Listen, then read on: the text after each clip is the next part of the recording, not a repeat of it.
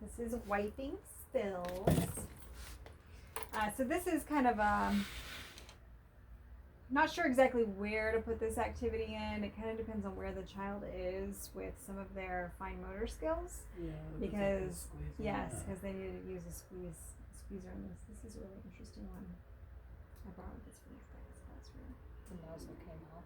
I'm wondering if that was what it was. It It is, kind of looked yeah. like that is a nozzle, but So yeah, I think it is a nozzle. weird. It's very strange. Kind of cool though.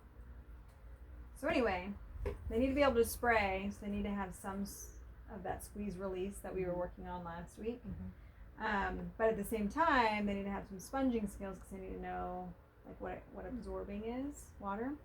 But you don't necessarily have to do this as an actual activity. This is kind of an everyday learning activity that you can do. So if a child does spill in the classroom, having the child be involved in the process of cleaning up the spill is a great practical life activity. So don't just automatically clean it up for them, but get a towel or a sponge and show them how they can clean up themselves. But this is great if you have kids that are constantly spilling on purpose so they can clean up the spills. Yeah. Then introducing an activity where, hey, you know what? You can make a spill and then you get to clean it up all on a tray. So that way you're really limiting where the water goes. So if they're not really interested in cleaning up spills, maybe not an activity to introduce, this is really a good one to do if you're trying to counteract them purposely making spills all over the classroom to clean it up. Also, what am I missing? Your apron. My yeah. apron. Yes, we have to wear an apron. It's water. clear. Wear. You're wearing it. I know. It's just a good reminder that I'm wearing an apron right now. All right, so we have them spray in a particular area. So we're going to spray the tray, which is fun. Also recommend limiting how much water is in the spray bottle.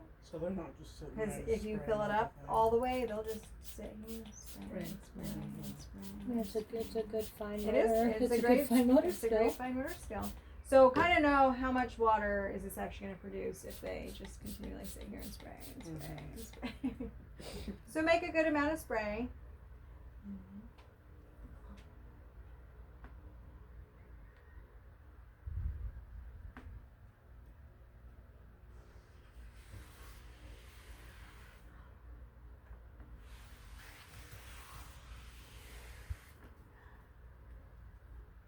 Where did the water go? On my claw. Can you have the child feel the claw?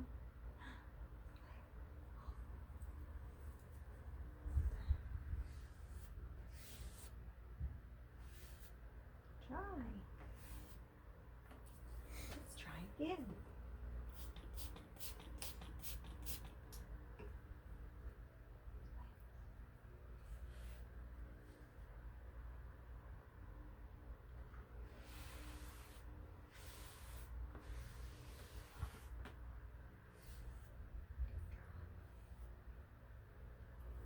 So you don't necessarily have to introduce the vocabulary in the very beginning, but that's also a great opposites vocab lesson that you can incorporate with cleaning your spills. Any questions? Once they've mastered just basically cleaning up spills and how to use the spray bottle, then you can add items to this tray that they can clean. So you can do like an old pair of sunglasses where you can show them how to spray the lenses and they can use the cloth to wipe them Yeah. clean. Or a mirror is another really great activity where they can make the mirror all greasy with their fingers and smudged up and stuff like that and then spray it off and show them how to wipe it clean. So basically things that you would probably use like Windex or a glass cleaner Right. for, but you're just using water. And then that can progress into things like cleaning the windows. So you can actually get like a squeegee for the window, so they can spray the window, and then they can use a squeegee to wipe it clean. And then you can have that cloth there, so they can go back over and make sure that it's all dry when they're done. But they can actually do that from your loft. They can reach the window. Yeah. Well, not where now. you yeah, are now. no. But I was thinking the mirror, like the mirror that's right in Oh, front yeah, of you the have a changing mirror. table. Oh, like, I mean, I know yeah. it's like all scratched Oh, up, yeah. but I'm thinking of my older kids and Yeah. it's I already do like that, it's yeah. already like. That's a good idea. Yeah, but having a Beautiful. specific place, like you can use Yeah. this, but you have to spray it here. Yeah.